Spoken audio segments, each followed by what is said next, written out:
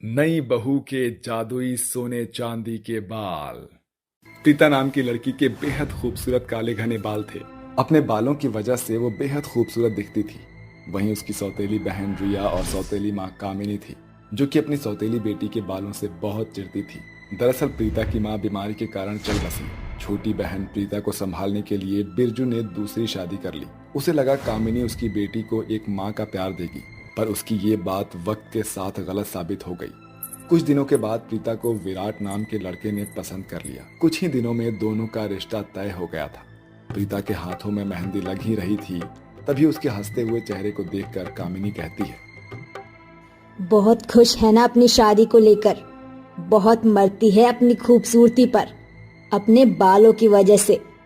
इसके कारण मेरी बेटी से विराट का रिश्ता नहीं हो पाया। अब मैं इसकी शादी भी सफल नहीं होने दूंगी। शादी वाले दिन मैंने इसे गंजा न कर दिया तो मेरा नाम भी कामिनी नहीं। माँ, मेरी शादी क्यों नहीं हो रही? इसे इतना खुश देखकर मुझे बहुत जलन हो रही है। मुझे इसकी जगह पर होना चाहिए था। इतना कहती हूँ मेकअप कर लिया कर, अपने ऊपर ध्यान दे। पर नहीं, एक तो तेरे ये दत्तल से दांत, ना तेरे इसके जितने बड़े बाल हैं, तो तेरी शादी कैसे होगी? लेकिन तू चिंता मत कर मेरी बेटी, मैं उसकी शादी भी नहीं होने दूंगी। मेरा प्लान तो तूने जान ही लिया है। हाँ माँ, रिया, आप दोनों भी मेहंदी लगा लीजिए आकर। हाँ हाँ, आ गए हैं हम दोनों। तभी वो दोनों प्रीता के पास बैठकर मेहंदी लगवाती हैं। अरे नाच गाना तो शुरू करो। मेहंदी है रचने वाली, हाथों में गहरी लाली। काहे सखी अब कलियां हाथों में खिलने वाली है। तेरे मन को, जीवन को नई खुशियां मिलने वाली है। उनके आसपास रौनक देखकर प्रीता की आंखों से आंसू आते हैं। तभी उसके पिता उसके आंसुओं को पोंछते हुए कहता है, मेरी बच्ची, इस बाबुल को छोड़ तू कहाँ चली जाएगी? इसलिए तेरी आंखें नम है ना? हाँ पिताजी, आपकी बहुत याद आएगी। चिंता मत कर, मैं कहाँ जा रहा हूँ। जब तेरा मन करे तब यहाँ आ जाना। आखिर तेरा ही तो घर है ये भी। इसी का ही तो घर है ये, हमारा तो है नहीं। खुशी के आंसू रो रही है, कुछ दिन बाद खून के आंसू रुलाऊंगी। जितना बाप बेटी को खुश रहना है रह लो। 2 दिन बाद ही प्रीता की शादी थी। जब वो नहा रही थी तब शैम्पू लगाते वक्त उसके सारे बाल झड़ गए। ये देखकर वो बहुत घबरा जाती है। अपने गंजेपन को देखकर वो बहुत ज्यादा रोने लगती है और अपने घर के मंदिर में सर पटक पटक कर कहती है, हे माता रानी, ये क्या हो गया मेरे साथ? माँ भी मुझे छोड़कर चली गई थी। सौतेली माँ ने कभी प्यार नहीं किया, और अब जब मुझे अपने जीवन में खुशियाँ मिलने वाली थी तो उससे पहले ही ये अनर्थ हो गया। अब मेरी शादी कैसे होगी? मेरे गंजेपन देखकर मुझसे विराट जी शादी नहीं करेंगे। पिताजी का तो दिल टूट जाएगा। या तो माता रानी आप कुछ चमत्कार करो, या मुझसे मेरी जिंदगी ले लो। ऐसे तो मैं बिल्कुल नहीं जी सकती। प्रीता का रो रो कर बुरा हाल हो जाता है। इतने में देवी माँ प्रकट होकर कहती है, पुत्री, अब रोना बंद करो। अपने कीमती अश्रु मत बहाओ। तुम तो इतनी अच्छी बेटी हो, चिंता मत करो। तुम्हारी शादी जरूर होगी। मैं तुम्हें सोने और चांदी के चमकते हुए बाल दूंगी। ये सिर्फ तुम जिसे दिखाना चाहोगी उसे ही दिखेंगे, और किसी को भी नहीं। और तुम जब अपने सोने चांदी के बालों को काटोगी तो उतने ही और बड़े हो जाएंगे। तुम चाहो तो इससे मदद भी कर सकती हो और अपनी इच्छा पूरी भी कर सकती हो। शुक्रिया देवी माँ, चमत्कार कर दिया। मैं अपनी जिंदगी अब अच्छे से जी पाऊंगी। कोटि कोटि धन्यवाद आपका। शाम को बारात आ जाती है। विराट मंडप में बैठा था। वहीं सुंदर सी प्रीता भी जब दुल्हन के जोड़े में आकर उसके पास बैठती है तो उसकी शक्ल की रौनक और सर पर बाल देखकर कामिनी जलते हुए कहती है, हे भगवान, मैंने तो इसके बालों को खराब कर दिया था। ये गंजी भी हो गई थी, फिर ये चमत्कार कैसे हो गया? कोई बात नहीं, क्या पता नकली बाल लगाए हों। पर जब ससुराल जाकर इसके गंजेपन के बारे में पता चलेगा तो शर्म से मर जाएगी। आपने तो कहा था इसकी शादी नहीं हो पाएगी, पर ये तो अपने मंडप में भी पहुंच गई। कोई बात नहीं बेटा, तू देखना, वहाँ वो खुश नहीं रहेगी। कुछ क्षण में प्रीता की शादी विराट से धूमधाम के साथ हो जाती है। जहां वो अपने ससुराल पहुंच जाती है, विराट उसका घूंघट उठाता है तो प्रीता कहती है, सुनिए जी, मैं आपको कुछ बताना चाहती हूँ। आप तो जानते हैं, कामिनी माँ हमेशा मुझसे नाखुश रही हैं। उन्होंने मुझे कभी अपनी बेटी नहीं माना और आज सुबह भी शायद उन्होंने मेरी शादी रोकने के लिए मेरे शैम्पू में कुछ मिला दिया, जिसके कारण मैं टकली हो गई थी। फिर ये कहते ही प्रीता देवी माँ के दिए हुए वरदान के बारे में उन्हें सब कुछ बता देती है और अपने सोने चांदी के बाल भी दिखा देती है। प्रीता, अगर तुम बिना बालों के भी उस रूप में मुझसे शादी करती तो मुझे कोई परेशानी नहीं थी। मैंने तुम्हारी सूरत से नहीं, तुम्हारे सीरत से प्यार किया है। ये कहते ही विराट उसे गले लगा लेता है। वो अपने ससुराल की जिम्मेदारियां अच्छे से निभाती है। एक दिन सास का पुश्तैनी सोने का हार हो जाता है। ना मिलने पर वो बहुत परेशान होती है। अपनी माँ को परेशान देखकर विराट कहता है, प्रीता, अगर माँ इसी तरह से रोती रही तो उनकी तबीयत खराब हो जाएगी, उन्हें अटैक भी आ सकता है। कुछ करो, बस वो हार मिल जाए। विराट, आप मुझे उसकी तस्वीर दिखा दीजिए, मैं वो हार बनवा कर ले आती हूँ। अरे कहाँ गया वो हार? पर इतना पूर्वजों का था। ये क्या अनर्थ हो गया मुझसे। मैं किसी काम की नहीं हूँ। कैसी सास हूँ, बहू को हार भी ना दे सकी। माँ जी, परेशान मत होइए, मैं उस हार को ढूंढकर आपको जरूर सौंपूंगी। विराट उसे पुरानी पुश्तैनी हार की तस्वीर दिखाता है, जिसे लेकर प्रीता अपने सोने चांदी के बाल को कटवा कर उन्हें सुनार को दे देती है और वैसा ही हार बनवा लेती है और अपनी सास को सौंपते हुए प्रीता कहती है, माँ जी, ये लीजिए आपका हार। अरे वाह मेरी नई बहू, तूने तो कमाल कर दिया इस हार को ढूंढकर। एक मिनट, पर ये असली नहीं है, हूबहू। बहू, ये हार बनवाने में तुझे बहुत पैसे लगे होंगे, कहाँ से लाई तू? माँ जी, आपकी तबीयत ना बिगड़े इसलिए मैंने ये हार सुनार से हूबहू बनवा लिया। मेरे सोने चांदी के बाल हैं, जिन्हें काटकर बदले में मैंने ये हार बनवाया है। अगर आप मुझे ये भी सौंपेंगी तो इसमें भी आपका और पूर्वजों का प्यार मिल जाएगा मुझे। देखा तुम सबने मेरी बहू को, इसे मेरी कितनी फिक्र है और इतनी अच्छी है कि देवी माँ की कृपा से इस पर सोने चांदी के बाल हैं। शाम के समय प्रीता की जेठानी की तबीयत खराब हो जाती है। जेठ के पास पैसे नहीं थे। तभी प्रीता कहती है, भाई साहब, आप चिंता मत कीजिए, मेरे सोने और चांदी के बाल हैं ना, यही मदद करेंगे। अब आप धैर्य रखिए, दीदी बिल्कुल स्वस्थ हो जाएंगी। प्रीता तुरंत अपने सोने चांदी के बालों को थोड़ा सा काट कर उन्हें सुनार को भेज देती है। बदले में लाए पैसों से वो अपने जेठानी का ऑपरेशन कराती है। स्वस्थ होने के बाद जब वो घर आ जाती है तो जेठ सुरेश कहता है, प्रीता, तुम्हारा बहुत बहुत शुक्रिया, जो मुझ जैसे गरीब की तुमने मदद की। तुम्हारी वजह से आज मेरी पत्नी बिल्कुल ठीक है। नौकरी छूट जाने के बाद बहुत असहाय हो गया हूं मैं। अरे नहीं भाई साहब, शुक्रिया की क्या बात है। अगर मैं अपने ससुराल वालों की मदद नहीं कर पाऊंगी तो क्या फायदा मेरे सोने चांदी के बाल होने का। और आप अपनी नौकरी की चिंता छोड़ दीजिए, क्योंकि अब आप अपना नया बिजनेस स्टार्ट करना। ऐसा कहकर प्रीता अपने सोने चांदी के बालों को थोड़ा सा काट कर सुरेश के हाथों में रख देती है, जिसके पश्चात उसके सोने चांदी के बाल और बढ़ जाते हैं और वो बहुत सुंदर दिखती है। अरे वाह बहू, और कितनी बार दिल जीतेगी तू हमारा। हमारी नई बहू ने तो आते ही हमारे घर को संभाल भी लिया और घर की सारी परेशानियों को झट से दूर कर दिया। माँ जी, जब जब घर वालों को मेरी जरूरत पड़ेगी मैं हमेशा मदद के लिए खड़ी रहूंगी। कुछ दिनों में ही उसकी जेठानी बिल्कुल स्वस्थ हो जाती है और जेठ उन बालों को बेचकर बदले में आए पैसों से अपना बहुत बड़ा रेस्टोरेंट खोल देता है। यदि घर में कोई दिक्कत आती है तो प्रीता अपने सोने चांदी के बालों से सबकी मदद किया करती थी। साथ ही वो हर सोमवार मंदिर में जाकर गरीब असहाय लोगों को भी खाना खिलाती थी। इस तरह उसकी सौतेली माँ को उसके सोने चांदी के बालों के बारे में पता नहीं चलता है। गांव में 3 मॉडर्न जेठानी, 2 संस्कारी देवरानी। बहादुरगढ़ गांव में रहने वाली प्रेमा देवी के 5 बेटे थे, जिन्हें प्रेमा देवी ने गांव में 12वीं तक पढ़ाने के बाद कॉलेज की पढ़ाई के लिए शहर भेजा था। एक दिन कांची प्रेमा से कहती है, और बताओ प्रेमा, कब आ रहे हैं तुम्हारे 5 पांडव शहर से? बस बीते दिनों तार भेजा था, अब की बरस 5 की पढ़ाई पूरी हो जाएगी, जिसके बाद सरकारी सर्विस में मेरे बेटों की बहाली हो जाएगी तो घर संसार भी बस जाएगा। प्रेमा कांची से अपने मन की अभिलाषा बता ही रही थी कि अचानक उसके 3 बेटे रोहित, अंशुल और राजवीर 3 लड़कियों के साथ चले आते हैं। उनके तंग शॉर्ट कपड़े, हाई हील्स चीख चीख कर उनके शहरी होने का बयान दे रहा था। पूरे गांव की नजर उन्हीं पर गड़ी हुई थी। अरे ऋतिक, अंशुल, राजवीर, तुम तीनों यूं अचानक गांव, ना कोई चिट्ठी ना कोई संदेश, और ये अंग्रेजी मेम साहब कौन है? अपनी माँ प्रेमा की पूछताछ देखकर राजवीर के चेहरे की हवाइयां उड़ जाती हैं और वह झिझकते हुए कहता है, वो माँ, ये तीनों आपकी बहू हैं।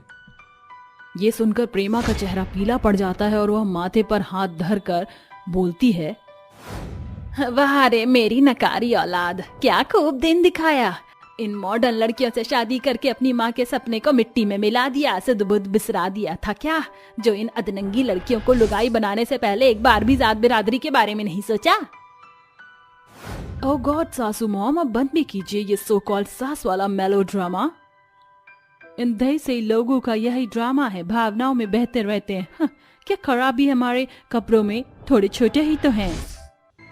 अरे खराबी शब्द ही फीका है तुम तीनों के तंग कपड़े के आगे, ऐसा लग रहा है जैसे फैशन के आड़ में बचिया का फ्रॉक लटका लिया हो। ये सुनकर तीनों शहरी बहुएं गुस्से में तिलमिलाकर कहती हैं, हे यू ओल्ड लेडी, तुम होती कौन हो हमारे फट्टे में टांग अड़ाने वाली, जिसकी लास्ट, अगर और बेइज्जती नहीं करनी तो पत्ती गली पकड़ लो। प्रेमा की तीनों शहरी मॉडर्न बहुओं का बिगड़ैल बोलबाला सुनकर कांची वहां से चली जाती है, मगर उस रात प्रेमा की आंखों में नींद जैसे दुश्वार हो गई थी। आज पूरे गांव घर में मेरी ही शहरी मॉडर्न बहुओं की चर्चा चल रही होगी। इससे पहले कि मेरे 2 बेटे मोहित और युग भी मनमौजी की तरह मॉडर्न बहू ले आए, समय रहते मुझे उनकी शादी कर देनी चाहिए। इस तरह प्रेमा देवी अपने बचे हुए दोनों बेटों की शादी भारती और देविका नाम की 2 सर्वगुण संपन्न संस्कारी बहुओं से कर देती है। जैसे ही दोनों संस्कारी देवरानी ससुराल में मॉडर्न जेठानियों को देखती हैं तो उनके चेहरे पर शिकंज उभर आती है। तभी स्टेला कहती है, ऐना मीशा, जरा देखो तो हमारी सो कॉल्ड संस्कारी देसी देवरानी हमको कैसे घूर घूर कर देख रही हैं। कोई बात नहीं, देखने दो। वैसे इनका ये सलमा सितारा वाला लल्लन टॉप लहंगे की तड़कीली भड़कीली चमक मेरी आंखों में चुभ रही है। Let's go ladies. तीनों मॉडर्न जेठानियां अपने फैशन का जलवा दिखाकर इतराती हुई कमरे में चली जाती हैं और प्रेमा कहती है, बहू, अपनी शहरी मॉडर्न जेठानी की असरफिरी दशा देखकर तुम समझ गई होगी। जब से आई हैं पूरे गांव में थू-थू हो रही है। मेरे लिए तो ये देखना मर मिटने जैसा हो गया है, इसलिए मैंने तुम्हें बहू बनाया ताकि संस्कार की संगति करके मेरी मॉडर्न बहुओं का मन फिराव हो सके। माँ जी, आप फिक्र मत कीजिए, हमारी मॉडर्न जेठानी को बदलने की जिम्मेदारी हम पर छोड़ दीजिए। दोनों संस्कारी देवरानी अपनी शहरी मॉडर्न जेठानियों को बदलने के मिशन में लग जाती हैं। अगली सुबह, ओम जय जगदीश हरे, स्वामी जय जगदीश हरे। पता नहीं कौन गवार फटे ढोल की तरह हल्ला मचा रहा है सुबह सुबह, अब तो देखना ही पड़ेगा। तीनों मॉडर्न जेठानी गुस्से से आग बबूला होकर कमरे से बाहर आकर कुड़कुड़ाती हुई कहती हैं, बंद करो ये घंटा बजाना सुबह सुबह, सर दर्द कर दिया। ओहो जेठानी जी, भगवान के मंदिर में कुड़कुड़ाना अच्छी बात नहीं। बंद करो ये बकवास, तुम दोनों के पास कोई दूसरा काम धंधा नहीं है क्या, जो इस घंटी को बजा बजा कर हमारी बैंड बजा रही हो, गंवार कहीं की। जेठानी जी, आपके लिए भले ये गंवारपंती है, मगर हमारी भाषा में इसे संस्कार कहते हैं। अरे देविका, शायद इन्हें संस्कारों से भेंट नहीं हुई होगी। शहरी माहौल में जो पली बड़ी है हमारी मॉडर्न जेठानी, तभी तीनों की तीनों खुद को 30 मार खा समझती है। बंद करो अपनी जुबान, तुम 2 कौड़ी की देवरानी खुद को समझती क्या हो। 6 मीटर की साड़ी पहनने से संस्कार साबित नहीं हो जाते। न कपड़े पहनने ओढ़ने की ढंग है, न मेकअप का। बड़ी आई 36 गुणों वाली संस्कारी बहू बनने। हाँ। ऐसे ही दिन गुजरते जाते हैं। दोनों देवरानी अपनी जेठानी को संस्कार के सांचे में ढलने की अनगिनत कोशिश करती हैं, मगर शहरी मॉडर्न जेठानियों के अतरंगी हरकतों में कोई भी इजाफा नहीं आता। एक रात की बात है। माँ जी, जेठानी जी, खाना बन गया है, सभी आ जाइए। अरे वाह बहू, आज तूने मेरी पसंद का खाना बनाकर दिल खुश कर दिया। सचमुच आरती और देविका, माँ बिल्कुल सच कहती हैं। तुम दोनों में संस्कारी बहू के 36 गुण कूट कूट कर भरे। संस्कारी बहू के साथ गुणवान गृहिणी भी हो। अपनी देवरानी के संस्कारों की बखान सुनकर मॉडर्न जलकोकड़ी जेठानी नाक चढ़ाकर चिल्लाती हुई कहती है, राजवीर, हमारी देसी देवरानी के खाने में ऐसा भी कौन सा खजाना नजर आया तुम्हें? जो रमता जोगी बने बैठे हो। अरे ये भी कोई खाना है? हमें ये घास फूस खाने की आदत नहीं है। जाओ जाकर हमारे लिए फटाफट व्हाइट सॉस पास्ता बना कर लाओ। ये खाना तो आपको खाना ही पड़ेगा जेठानी जी, क्योंकि ये हमने खास आप तीनों के लिए बनाया है। ये देहाती देवरानी, अब तुम हमें बताओगी कि हमें क्या खाना चाहिए। हे भगवान जेठानी जी, जरा अपनी अंग्रेजी जुबान पर ताला लगाकर अपने चरमराए बॉडी पर नजर दौड़ाइए। तीनों कैसे सूखकर कांटा हो गई हैं। थोड़ा तो अपने सूखे शरीर पर तरस खाइए, वरना एक दिन हवा का तेज झोंका चल गया ना तो आप तीनों को उड़ा ले जाएगा। ये सुनकर ससुराल के सभी सदस्य जोर जोर से हंसने लगते हैं। तो कौड़ी की देवरानी, हमारा मजाक बनाती हो?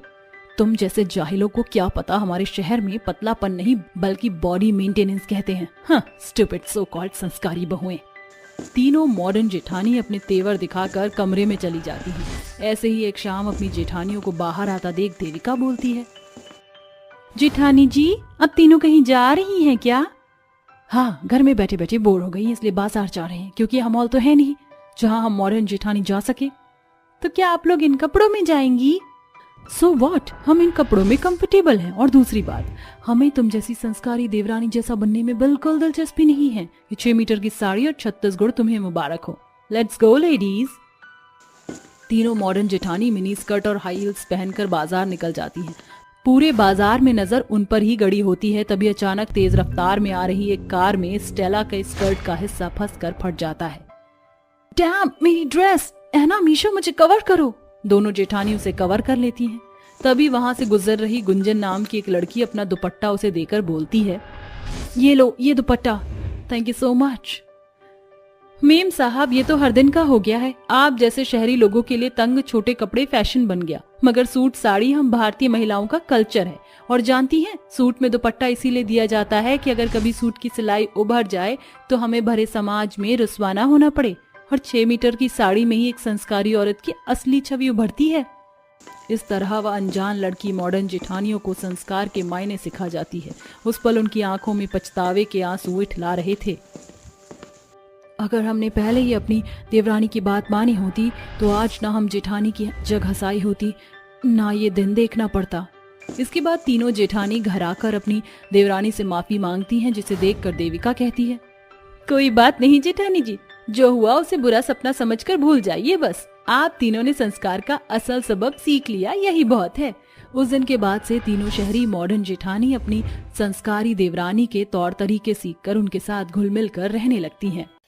माँ और 5 गरीब चुड़ैल बेटियों की मकर संक्रांति। निशा खाई की तरफ देखते हुए अपना सिर पीट रही थी, लगातार रोई जा रही थी। हे भगवान, ये तूने क्या किया? आज के दिन लोग इतना खुश होते हैं, अपना त्योहार मनाते हैं। तूने तो मुझसे मेरी 5 बच्चियों को छीन लिया। कैसा भगवान है तू? मुझे मेरी 5 बच्चियां लौटा दे, वरना मैं भी इसी खाई में कूदकर अपनी जान दे दूंगी। क्या मांगा था मेरे बच्चों ने तुमसे? सिर्फ वह मकर संक्रांति का त्योहार मनाना चाहते थे। उन्हें भी बाकी बच्चों की तरह गज्जक, मूंगफलियां खानी थी, पतंगे उड़ानी थी, लेकिन नहीं। क्या भगवान, उन्होंने तुमसे इतना ज्यादा मांग लिया कि तुमने मेरी 5 बेटियों को ही मुझसे छीन लिया। आखिर इस बेचारी माँ के बच्चों की मौत कैसे हुई, ये जानने के लिए हमें कुछ समय पीछे जाना होगा, जहाँ निशा अपने पति के गुजर जाने के बाद अपनी 5 बेटियां, जो कि 6 से 12 साल के बीच की आयु में थीं, वो उन्हें खुद पाल पोस रही थी। उस गरीबी में दूसरे के झूठे बर्तन साफ करके अपने और अपना बच्चों का पेट पाल रही थी। जहां मकर संक्रांति आने के कुछ समय पहले ही बाजार में पतंग और गजक, गुड़पट्टी, रेवड़ियों की रौनक थी। ये देखकर एक दिन बाजार में आई 5 बच्चियां पल्लवी, पायल, सुधा, राखी, अनीता अपनी माँ से कहती हैं, माँ, हमें भी पतंग उड़ानी है और गजक भी खानी है। हाँ माँ, देखो ना कितना सस्ता और सब कुछ, दिला दो ना। माँ, हमारे सारे दोस्त पतंग खरीद रहे हैं और मकर संक्रांति की खास चीजें भी, जो रेवड़ियाँ, गज्जक और मिठाइयाँ होती हैं, वो सब खा रहे हैं, खरीद रहे हैं। हमें भी दिला दो ना। हाँ माँ, दिला दो, हम नए कपड़े भी पहनेंगे ना उस दिन। माँ, पिछले साल आपने वादा किया था कि आप अच्छे से मकर संक्रांति मनाओगी। इस बार तो आप हमें ये सब दिलाएंगी ना। माँ, चलो ना, दिला दो। अब मैं इन्हें कैसे बताऊं कि ये सस्ती चीजें भी मेरे लिए महंगी हैं। मेरे पास बिल्कुल भी पैसे नहीं हैं अपने बच्चों को खुश करने के लिए। हे भगवान, 4 दिन बाद ही मकर संक्रांति है। इन 4 दिनों में मैं कैसे पैसे कमाऊंगी?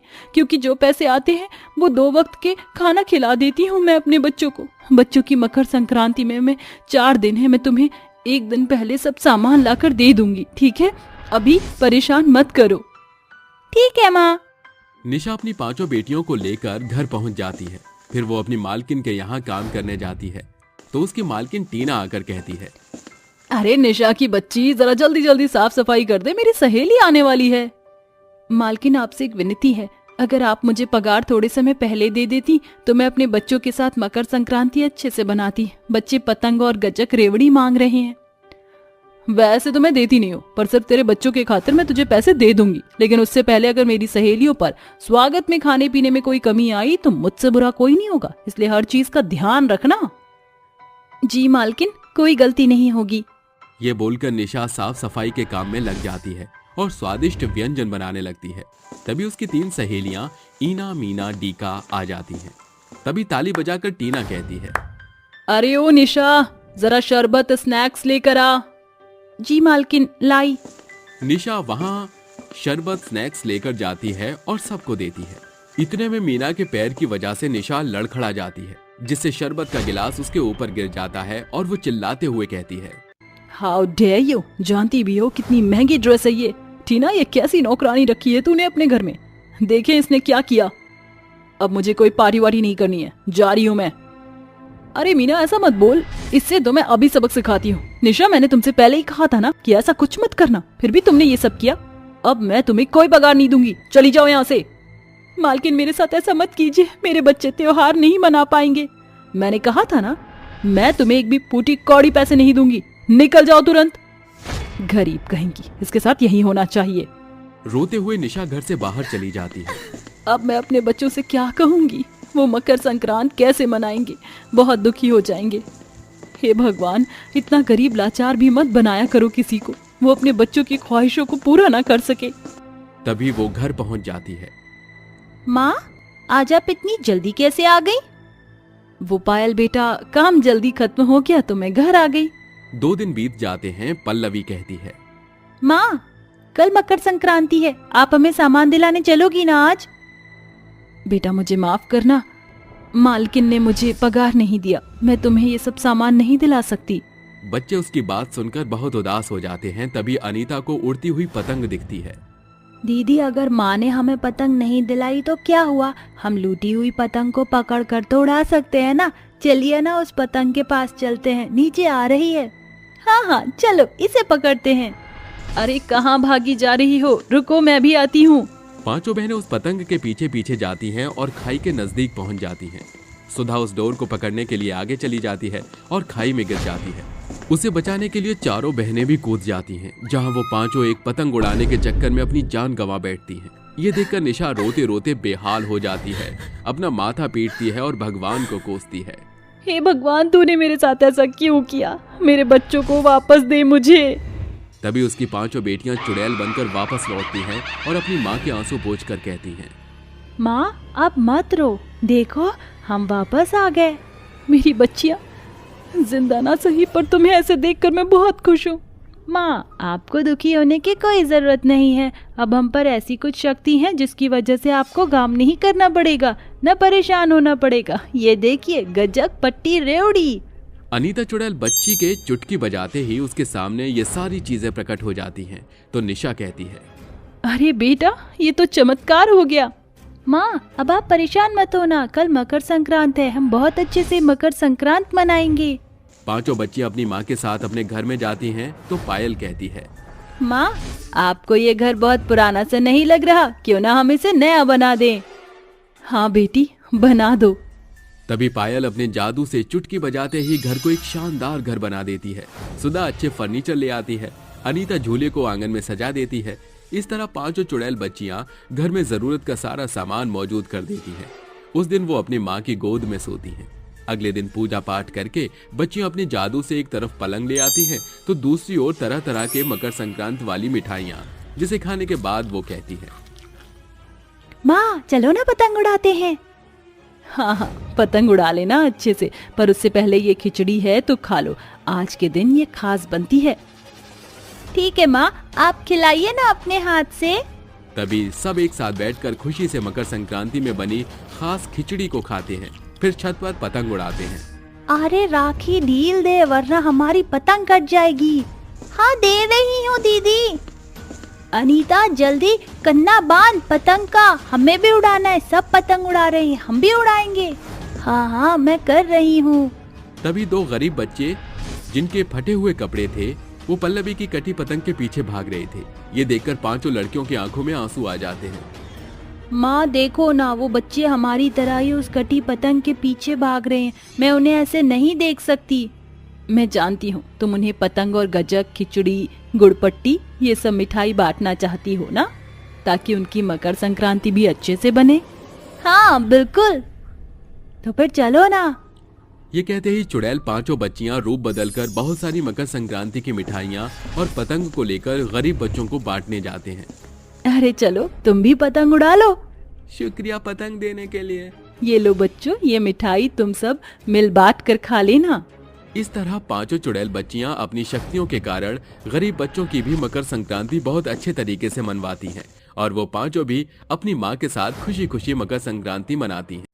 नदी में जादुई सोने की लौकी पेड़।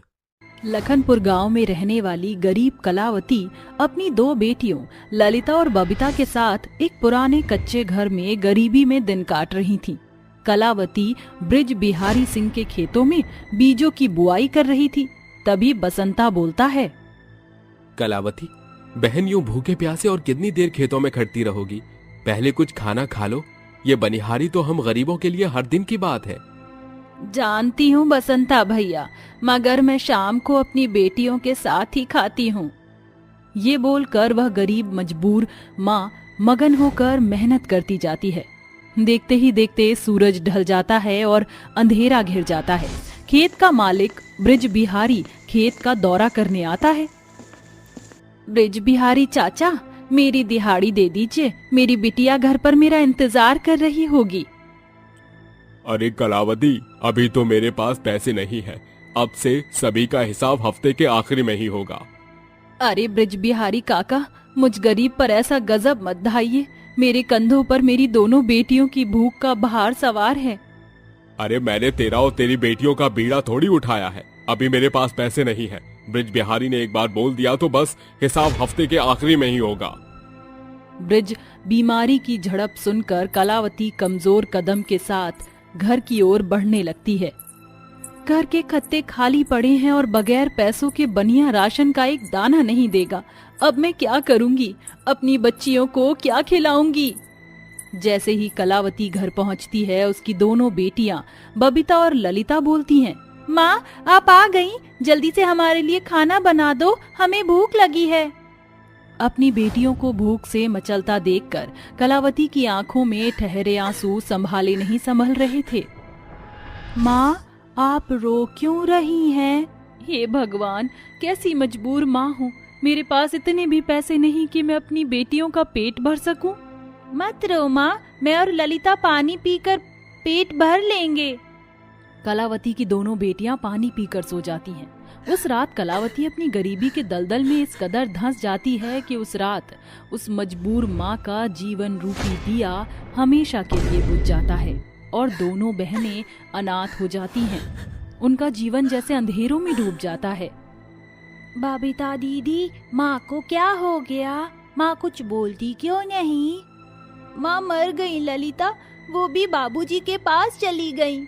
देखते ही देखते 2 दिन बीत जाते हैं। बबीता दीदी, अब मुझसे और भूख बर्दाश्त नहीं होगी। भूख तो मुझे भी लगी है। भूखी बेसहारा बहनें खाने के लिए गांव में सभी का दरवाजा खटखटाती हैं, मगर कोई उन्हें कुछ भी नहीं देता। भूख से भटकती हुई दोनों बहनें खाने की खोज में दूर निकल आती हैं, जहां उनकी नजर एक नदी के बीचों बीच खड़े जादुई सोने के लौकी के पेड़ पर टिक जाती है, जिसे देख बबीता बड़ी बड़ी आंखें करके कहती है, देखो ललिता, इतनी गहरी नदी के बीच ये लौकी का पेड़ कैसे तने खड़ा है? हाँ दीदी, जरा ये देखो, इस जादुई पेड़ पर लटके सोने की लौकी कैसे जुगनू के जैसे चमक रहे हैं। आओ, नदी के किनारे जो नाव खड़ी है उसमें बैठकर तुम इस पेड़ के पास आ सकती हो। दोनों बहनें किनारे खड़ी नाव में बैठकर नदी के बीचों बीच खड़े जादुई सोने के लौकी के पेड़ के पास आ जाती हैं। तभी जादुई पेड़ बोलता है, आओ बबीता, ललिता, मैं जादुई सोने की लौकी का पेड़ तुम्हारा अभिनंदन करता हूँ। ले लो, जितनी सोने की लौकी चाहिए ले लो। इसके साथ सोने की लौकी का पेड़ झुक जाता है और बबीता हाथ बढ़ाकर एक सोने की लौकी तोड़ लेती है। तुम्हारा शुक्रिया सोने की लौकी के जादुई पेड़। शुक्रिया तो मुझे तुम्हारा कहना चाहिए प्यारी लड़की। तुमने मेरे ऊपर से एक लौकी के भार कम किया है। जब भी तुम्हें मदद चाहिए हो तो तुम यहाँ आ जाना। बेसहारा बहनें सोने की लौकी को ले जाकर सुनार के हाथों बेच देती हैं, जिसके बदले में उन्हें बहुत सारे पैसे मिलते हैं, जिसे वह राशन लेकर घर लौटती हैं और बड़ी बहन बबीता खाना बनाती है। वाह दीदी, आज कितने दिनों बाद हम बहनों ने इतना अच्छा और स्वादिष्ट खाना खाया है। हाँ ललिता, ये सब कुछ उस नायाब नदी के जादुई सोने की लौकी के पेड़ से ही हो सका है। दीदी, अब तो हम अपने टूटे फूटे मकान को बड़े घर में बदल सकते हैं। हाँ ललिता, माँ ने बताया था कि बाबूजी ने बरसों पहले इस घर को कच्ची ईंट और फूस से बनाया था। इससे पहले कि ये घर ढह जाए, हम जादुई सोने की लौकी से बड़ा घर बना लेंगे। तो क्या दीदी, एक बार फिर हम उस नदी में खड़े जादुई सुनहरी लौकी को लेने जाएंगे? हाँ ललिता। दोनों बहनें अगली भोर नदी में बसे जादुई सोने की लौकी के पेड़ के पास जाने के लिए निकल पड़ती हैं और नाव खेव कर नदी के बीचों बीच आ जाती हैं, जहां पेड़ पर पहले से भी ज्यादा सोने की लौकी लदे होते हैं। उनकी चमक आसमान में बिछे तारों की तरह नदी के चारों ओर बड़ी टिमटिमाहट बिखेर रही थी। आओ प्यारी लड़कियों, मुझे तुम्हारा ही इंतजार था। जादुई लौकी के पेड़, हमारा कच्चा घर टूटने की कगार पर है और वह बहुत बिच्चम बिच्चा भी है। हमें एक बड़े घर की जरूरत है। बड़ा घर बनाने के लिए तुम्हें बहुत सारी सोने की लौकी की जरूरत होगी। चाहो तो मुझ पर लदे ये सारे लौकी ले जाओ। तुम्हारी मदद करके मुझे अच्छा लगेगा। इसके बाद जादुई पेड़ जोर जोर से झूमने लगता है, जिसे पेड़ पर लटकी सुनहरी लौकी गिरने लगती है, जिसे ले जाकर दोनों बहनें उन्हें सुनार से बेच देती हैं और बहुत जल्दी उनका बड़ा घर बनकर तैयार हो जाता है, जिसमें वह खुशी से रहने लगती हैं। मगर पूरे लखनपुर गांव में बेसहारा बहनों के घर की चर्चाएं होने लगती हैं। फिर एक दिन बसंता हांफता भागता हुआ उनके पास आता है। ललिता, बबीता, दरवाजा खोलो। बसंता काका, आप यहाँ इतनी देर रात के?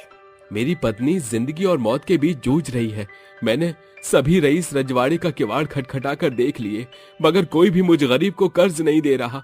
सूदखोर ने भी हाथ खड़े कर दिए। मेरी मदद करो। रोना बुजदिली की निशानी है बसंता काका, चलिए हमारे साथ। दोनों बहनें दबे पांव रात के अंधेरे में बसंता को लेकर नदी की ओर निकल पड़ती हैं। ललिता, बबीता, ये तो मुझे कौन सी जगह ले आई हो? इस नाव में बैठ जाइए काका।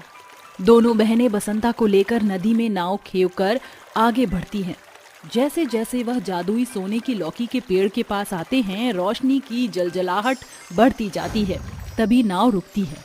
तभी जादुई पेड़ जाग उठता है। सोने की लौकी की रोशनी रात के अंधेरे में नदी के चारों ओर छिटकी हुई थी, जो अपने आप में अनोखी थी। ये कैसा जादुई पेड़ है जो सोने की लौकियों से लदा हुआ है? बसंता, ज्यादा सोच विचार मत करो। तुम्हारी बीवी की हालत बिगड़ रही है। ले लो, जितनी सोने की लौकी चाहिए ले लो। मगर तुम्हें मेरी बीवी के बारे में कैसे पता? ये एक तिलिस्मी नदी है, जिससे होकर जो भी मुझ जादुई लौकी के पेड़ के पास आता है, उसकी दशा मैं पहले ही जान जाता हूँ। बसंता जादुई पेड़ पर लटके हुए सोने की लौकी को तोड़कर घर की ओर चल पड़ता है। तभी उनके जाते ही एक बंजर पेड़ की ओट में छिपा लालची ब्रिज बिहारी नाव में बैठकर पेड़ के पास आता है। पता था मुझे, ये अनाथ बहनों के बीच कोई तो खिचड़ी पक रही थी। आज पता चला कि इनके रईसी का राज इस नदी में बसा जादुई लौकी का ये पेड़ है। अब इसे जड़ समेत उखाड़ कर मैं इसे अपने हवेली के आंगन में बो दूंगा। फिर सारी सोने की लौकी मेरी होंगी। जैसे ही लालची ब्रिज बिहारी लौकी के पेड़ को छूता है, पेड़ गुस्से से गरजते हुए उसे नदी के ठंडे पानी में फेंक देता है। तभी बसंता और दोनों बहनें नदी किनारे खड़ी ये नजारा देख रही होती हैं। अरे मोरी मैया, मर गया रे, ये कैसा पागल पेड़ है, अरे बचाओ बचाओ। कोई नहीं बचाएगा तुझे, तुझ जैसे लालची लोगों का यही हश्र होना चाहिए। ऐ मेरी नदी, इसे खुद में संभाले। जादुई सोने की लौकी के पेड़ के बोलते ही नदी में एक बड़ी लहर उठती है जो ब्रिज को ले डूबती है और दोनों बहनें बोलती हैं, आखिरकार लालच इन्हें ले डूबा। इस तरह नदी का पानी ब्रिज बिहारी के लालच के कारण उसे ले डूबता है, जिसके बाद बेसहारा बहनें नदी के बीच बसे जादुई लौकी के पेड़ से लखनपुर गांव में गरीबी मिटाकर लोगों के जीवन को आबाद करके गरीबों के लिए उनका गढ़ ठहरती हैं। भूत और चुड़ैलों की ट्रेन यात्रा। अबे सल्लू, शाहरुख यार, मैं भूतिया दुनिया में बहुत बोर हो गया हूँ, कुछ फन और चिल करना चाहता हूँ। चलो ना कहीं बाहर घूमने चलते हैं। हाँ सैफू, हम ना इंसानों की दुनिया में ट्रेन में घूमने चलते हैं। हमने सुना है वो लोग ट्रेन में भी जाते हैं, तो मजा करते हुए जाते हैं। अरे हाँ सल्लू, तू बिल्कुल झकास बोला। अरे मैं तो अपनी डार्लिंग करीना चुड़ैल को ले आऊंगा, हम दोनों ट्रेन में बहुत मजे करेंगे। अरे मैं अपनी कटरीना डार्लिंग को ले आऊंगा।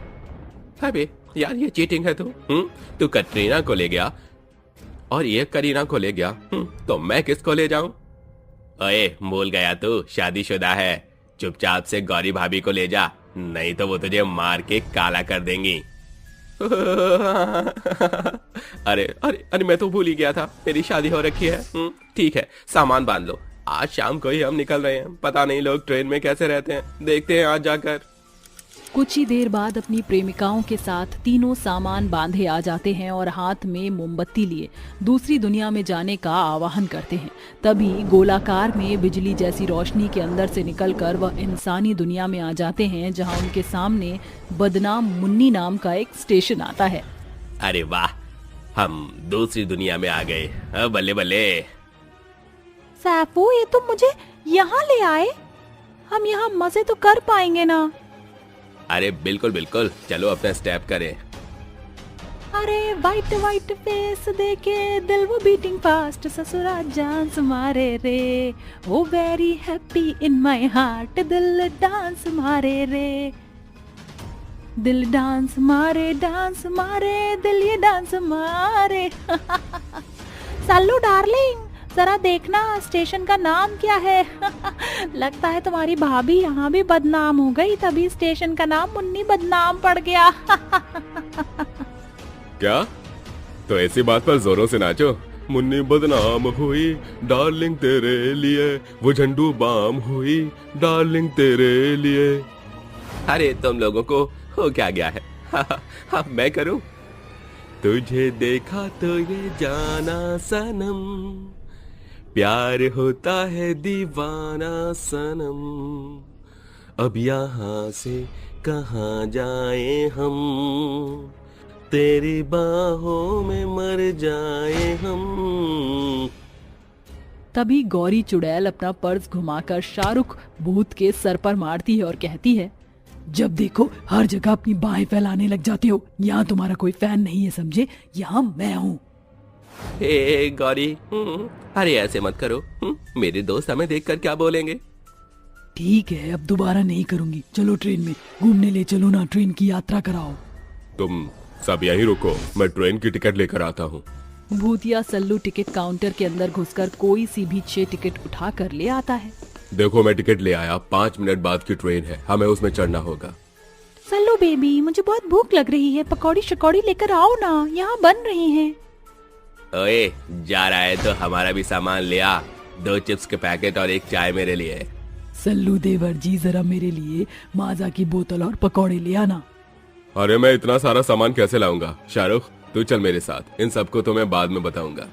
तभी दोनों भूतिया दोस्त ये सब सामान लेने जाते हैं कि इतने में उनकी ट्रेन आ जाती है और वह सभी ट्रेन में चढ़ जाते हैं और अपनी खाली सीट पर बैठ जाते हैं। तभी कैटरीना चुड़ैल कहती है, हम यहाँ ट्रेन में आ तो गए हैं, पर मजे कैसे करें, मुझे तो सब बोरिंग ही लग रहा है। अरे थोड़ी देर रुको, हमें नहीं पता लोग यहाँ कैसे घूमते हुए जाते हैं। लोगों को देखेंगे तो वही चीज करेंगे। बोला था ना तुमसे, मुझे भूख लग रही है, कुछ लेकर क्यों नहीं आए? अरे कोई बात नहीं कटरीना, अभी ट्रेन में कुछ आएगा तो खा लेना। हाँ। तभी ट्रेन में सामान बेचने वाला आता है और कहता है, चाय वाला, चाय वाला, चाय वाला, बोलो चाय चाय चाय चाय, 5 रुपए का कप, केवल 5 रुपए का चाय चाय चाय। अरे भैया जरा 6 कप चाय देना। भूत, चुड़ैल, अरे अरे भागो। अरे अरे अरे हमें देखकर भाग क्यों गए? तुम दोनों की शक्ल देखकर भाग गया चाय वाला। अरे तुम पागल हो क्या सल्लू, हम सब भूत और चुड़ैल हैं और उन्होंने हमें ऐसे देख लिया इसलिए डर कर भाग गए हो। अगर ये लोग हमसे यूं ही डरते रहे तो हम मजे कैसे करेंगे, खाएंगे पिएंगे कैसे? इंतजार करो, हमें उन्हें समझाना पड़ेगा। उन्हें तो लग रहा होगा कि हम उन्हें मारने या डराने आए हैं, पर ऐसा कुछ नहीं है। तभी करीना चुड़ैल को जोर जोर से खांसी आती है और वह पानी मांगती है, तो पानी मांगने आगे के डिब्बे में जाता है जहाँ इंसान उन्हें देखकर डर जाते हैं। भूत। अरे अरे क्या हुआ, इतनी आवाजें क्यों आ रही हैं? सैफू अब ठीक तो है ना? एक और भूत आ गया, बचाओ, कोई बचाओ, हमारी ट्रेन में भूत है। अरे प्लीज प्लीज हमसे डरिए मत। हम जानते हैं कि हम भूत और चुड़ैल हैं, पर हम आपको कोई नुकसान नहीं पहुंचाना चाहते। हम तो बस ट्रेन की यात्रा करने आए हैं। हाँ, हमारी बात का विश्वास कीजिए, हम बस आप लोगों की तरह ही खुश मिजाज जिंदगी जीने आए हैं, इस ट्रेन का अनुभव करने आए हैं। क्या मुझे पानी मिल सकता है? पानी पी लो। तभी करीना चुड़ैल पानी पी लेती है और वह दोनों चुड़ैल आकर इन लोगों को नमस्ते करती हैं, तो इनके प्रेमी भूत भी सबको नमस्ते करते हैं और इंसानी लोगों से कहते हैं, अरे ये भूतिया लोग हमें कुछ नहीं करने देंगे। मुझे ऐसा लगता है हमें इन पर विश्वास कर लेना चाहिए। हाँ हाँ, आओ बच्चों बैठो, पहली बार सफर कर रहे हो ना तुम लोग ट्रेन से? जी आपने बिल्कुल ठीक पहचाना।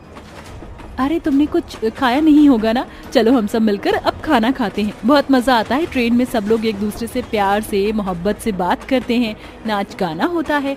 जो अलग अलग जगह से आता है वह अपने अलग अलग तरीके का खाना खिलाता है, अपनी बातचीत करता है। एक खाली सफर में अनजान लोग कैसे हम सफर बन जाते हैं, ये तुम्हें अनुभव होगा।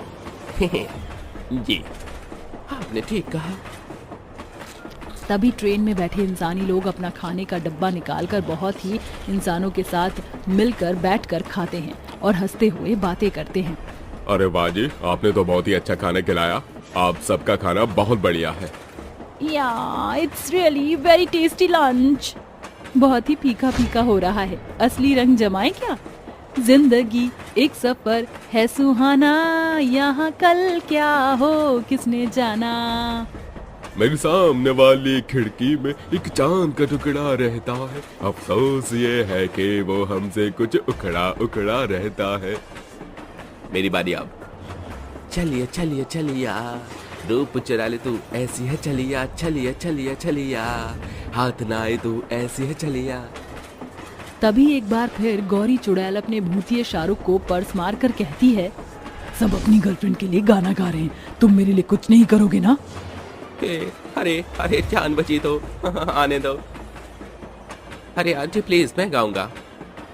तुमको पाया है तो जैसे खोया हूँ, कहना चाहूँ भी तो मैं क्या कहूँ, कायनात में तुम सा हंसी, तारीफ क्या है मैं उसे बता सकूं। हाय मैं मर जावा गुड़ खाकर। मैं भी परफॉर्मेंस दूंगी, तो मुंडा बिल्कुल देसी है, मैं कटरीना तो सोनी वे, मैनू काला चश्मा, मैनू काला चश्मा, मैनू काला चश्मा जचदाए गोरे मुखड़े पे। भाई साहब आप क्यों शांत बैठे हैं? अरे थोड़ा हमारे साथ नाच गा लीजिए। बिल्कुल बिल्कुल, ये लगा लिया हमने चश्मा और ये हमारा गिटार। अब देखिए जरा अंदाज। जाने जाना ढूंढे तुझे दीवाना, सपनों में रोज आए आ जिंदगी में आना सनम। अरे वाह भूतिया भाई, आपको तो अलग ही दबंग रुतबा है। हाँ, तभी लोग प्यार से हमें चुलबुल पांडे बोलते हैं, चुलबुल पांडे। ट्रेन में भूतिया लोग इंसानी लोगों के साथ नाचते गाते मजे करते हुए अपने सफर को तय करते हैं। एक एक करके सारे इंसानी लोग अपने स्टेशन पर उतर जाते हैं। तभी वह बुढ़िया और राहुल कहते हैं, तुम्हारी भूतिया पार्टी के साथ हमें बहुत मजा आया। हमारा स्टेशन आ गया है, अब हमें जाना होगा। हाँ, सच में आप लोगों ने हमारे सफर में 4 चांद लगा दिए।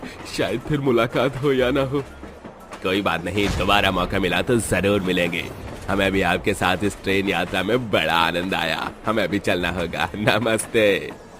बाय बाय, अच्छे से जाना आप लोग। इस तरह से वह भूतिया लोग करंट लगा स्टेशन पर उतर जाते हैं और एक दूसरे का हाथ पकड़ कर कहते हैं, वैसे इस ट्रेन यात्रा में बहुत मजा आया। इंसानी लोग भी बहुत अच्छे होते हैं। अब हमें अपनी दुनिया में वापस जाना होगा। हाँ बिल्कुल, तो चलो चलें। तभी वो एक मंत्र बोलते हैं जिससे उनके सामने वही रोशनी वाला गोला आ जाता है, जिसके अंदर जाते ही वह अपनी भूतिया दुनिया में पहुंच जाते हैं।